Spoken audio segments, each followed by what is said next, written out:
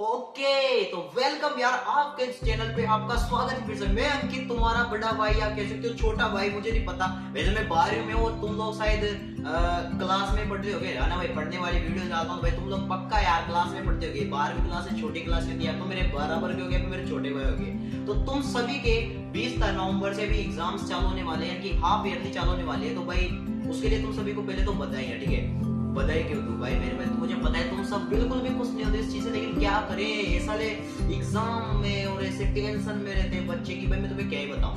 मैं आ चुका हूं तुम्हें एक और बड़ी ऐसी चीज दिखाने के लिए। बड़ी ऐसी चीज क्या है, मतलब इस बार आप लोगों को कितनी मेहनत करनी चाहिए, कितनी मेहनत तुम लोगों ने की, मुझे उससे कुछ फर्क नहीं पड़ता, ठीक है। और मैंने कितनी मेहनत की इससे मुझे फर्क भी नहीं पड़ता, मुझे बिल्कुल फर्क नहीं पड़ता, क्योंकि तुम को क्लास में पढ़ाया तो है ना मेरे भाई। तुमने एक बार पढ़ने में किसी को याद नहीं होता है, ठीक है। और याद करना बहुत खराब चीज है। वैसे मैं तुम्हें बता दूं, बहुत से बच्चे क्या करते हैं मेरे पास जैसे, और मेरे पास मतलब मैं तुम्हें दिखाता हूँ, ये है एक पासबुक है, ठीक है। संजीव की है, इंग्लिश कोर्स क्लास 11।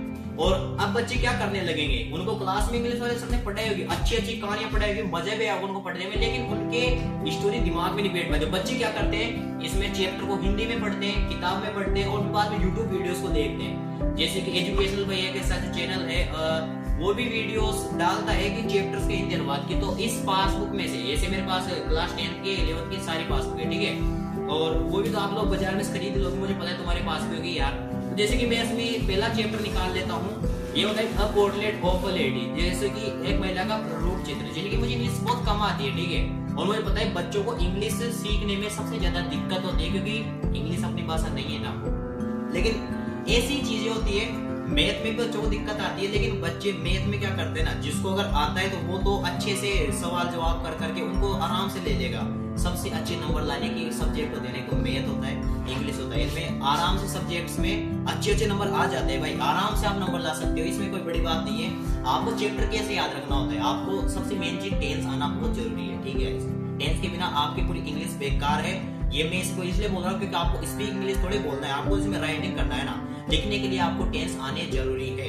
सबसे पहली चीज, आप लोगों को टेंस पढ़ाए या नहीं पढ़ाए, आप लोग यूट्यूब पे पढ़ सकते हो, कहीं पे भी आप लोग कोर्स लेके पढ़ सकते हो। ऐसे स्कूल में पढ़ाते हैं, हर एक चीज को पढ़ाते हैं। आजकल तो सारे स्कूल्स में भी टीचर्स अवेलेबल हो चुके हैं, लेकिन वो सबको आप लोग साइड में रखते हैं। मैं जो अपना तरीका बताता हूँ, जिससे कि मैं मैंने 10th में भी 98 अंक हासिल किए थे इंग्लिश में, ठीक है। तो मैं अपना तरीका बताता हूँ कि मैं कैसे पढ़ाई करता हूँ इंग्लिश वाली। सबसे पहले अपन को क्लास में पढ़ाते हैं, वहां पे ध्यान देना होता है सबसे मेन चीज, लेकिन क्लास में दोस्त बैठे रहते हैं तो ध्यान नहीं देने देते, सबसे बड़ी चीज बात ये।